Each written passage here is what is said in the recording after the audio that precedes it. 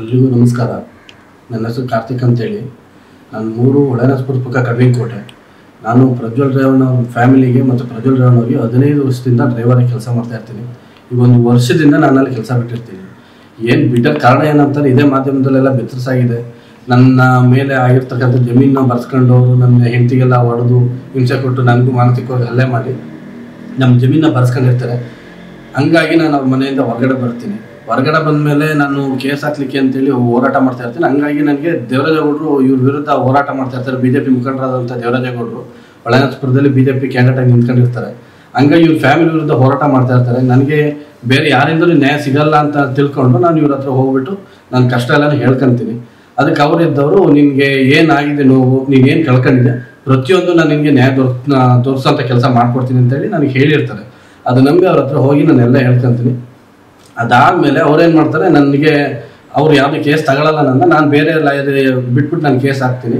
ಅವ್ರು ಕೇಸ್ ನಡೀತಿರ್ತದೆ. ಮತ್ತು ಇವ್ರು ಏನು ಮಾಡ್ತಾರೆ ಅಂದರೆ ಮತ್ತೆ ನಾನು ಕರೆಸ್ಕೊಂಡು, ನಿನಗೆ ಕೋರ್ಟಲ್ಲಿ ಹೋರಾಟ ಮಾಡಿದ್ರೆ ನಿನಗೇನು ನ್ಯಾಯ ಸಿಗಲ್ಲ, ಜನಗಳಿಗೆ ತಿಳಿಸ್ಬೇಕು ಅಂತ ಹೇಳ್ಬಿಟ್ಟು ಕರ್ಕೊಬಂದು ಮೀಡಿಯಾದಲ್ಲಿ ನಾನು ಎಲ್ಲ ರೀತಿ ಸ್ಟೇಟ್ಮೆಂಟು ಎಲ್ಲ ಮೀಡಿಯಾದಲ್ಲೂ ಕೊಡಿಸ್ತಾರೆ. ಮತ್ತು ನನ್ನ ಜೊತೆ ನಿಂತ್ಕೊಂಡು ಅದೇ BJP ದೇವರಾಜೇಗೌಡರು ನನ್ನ ಜೊತೆ ನಿಂತ್ಕೊಂಡು ಅವರು ಸ್ಟೇಟ್ಮೆಂಟ್ ಸಹಿತ ಕೊಡ್ತಾರೆ. ಅದಾದಮೇಲೆ ಇದೆಲ್ಲ ಬೆಳವಣಿಗೆ ಆದಮೇಲೆ ಪ್ರಜ್ವಲ್ ರೇವಣ್ಣ ಅವ್ರಿಗೆ ನನ್ನ ಮೇಲೆ ಒಂದು ಸ್ಟೇ ಆರ್ಡರ್ ತರ್ತಾರೆ.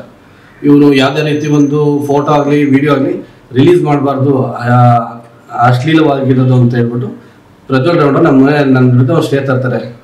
ತಂದಾದ್ಮೇಲೆ ನಾನೇನು ಮಾಡ್ತೀನಿ, ದೇವರಾಜೇಗೌಡರು ನನಗೆ ಲಾಯರ್ ಆಗಿ ಪರಿಚಯ ಇರೋದ್ರಿಂದ ನಾನು ಅವ್ರ ಹತ್ರ ಹೋಗ್ಬಿಟ್ಟು ಸ್ಟೇ ಕಾಪಿನ ಅವ್ರಿಗೆ ಕೊಡ್ತೀನಿ. ನಾನು ನೋಡಿ ಅಣ್ಣ, ಈ ಥರ ನನಗೆ ಸ್ಟೇ ತಂದಿದ್ದಾರೆ, ಏನಕ್ಕೆ ಅಂತ ಕರೆಕ್ಟಾಗಿ ಗೊತ್ತಿಲ್ಲ ನನಗೆ, ಏನಕ್ಕೆ ತಂದಿದ್ದಾರೆ ಅಂತೇಳಿ.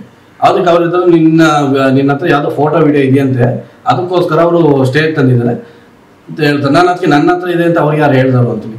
ಅದಕ್ಕೆ ಅವ್ರಿಗೆ ನನಗೆ ಗೊತ್ತಿಲ್ಲಪ್ಪ, ನೀನು ಉಂಟು ಹೋಗ್ಬಿಟ್ಟು ಕೇಳ್ಕೊ ಅಂತ ಹೇಳ್ತಾರೆ. ಅದಕ್ಕೆ ನಾನಿದ್ದಾನೆ ಸರಿ ಅಂತೇಳಿ ಒಪ್ಕೊಂಡು ಇದಕ್ಕೆ ಏನು ಆನ್ಸರ್ ಕೊಡಬೇಕಲ್ಲ ಕೋರ್ಟಲ್ಲಿ ಯಾವ ರೀತಿ ಕೊಡೋದು ಅಂತಂದಿದ್ದಕ್ಕೆ, ನಿನ್ನ ನಿನ್ನ ಹತ್ರ ಇರೋ ಫೋಟೋಸು ವೀಡಿಯೋಸು ಎರಡೂ ನನ್ನ ಕೈಲಿ ಕೊಡು, ನಾನು ಅದಕ್ಕೆ ಜಡ್ಜ್ ಮುಂದೆ ಸಬ್ಮಿಟ್ ಮಾಡ್ತೀನಿ. ನಾನು ಯಾರಿಗೆ ಅದು ತೋರ್ಸೋದಾಗಿ ಇನ್ನೊಂದಲ್ಲಿ ಏನೂ ಮಾಡಲ್ಲ.